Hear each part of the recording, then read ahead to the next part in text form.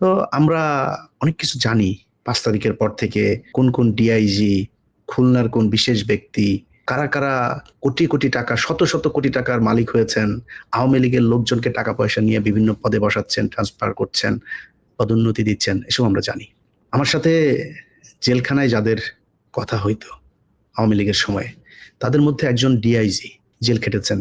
খুব ব্যস্ততার ভিতরে কাজ করতাম। বাংলাদেশের সাথে সময়ের একটা পার্থক্য আছে, যে কারণে অনেকের সাথে কথা বলা হতো না। কিন্তু নিজের পরিবারের কারো ফোনও যদি মিস করতাম, ওই ব্যক্তির ফোনটা মিস করতাম না, কারণ উনি জেলখানায় থেকে সময় পায় না। যখনই ফোন দিত ফোনটা ধরতাম, কথা হইতো দীর্ঘ সময়।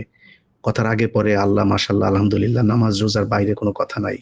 তো আমার এদের প্রতি আবার একটা দুর্বলতা আছে, খুব ভালোবাসতাম, সম্মান করতাম। 5 তারিখের পরে শুনি শুধু মালের উপরে আছেন উনি।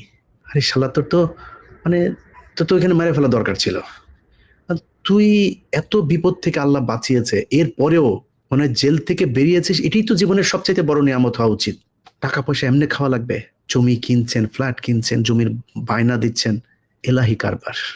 এগুলো কিন্তু আমরা জানি।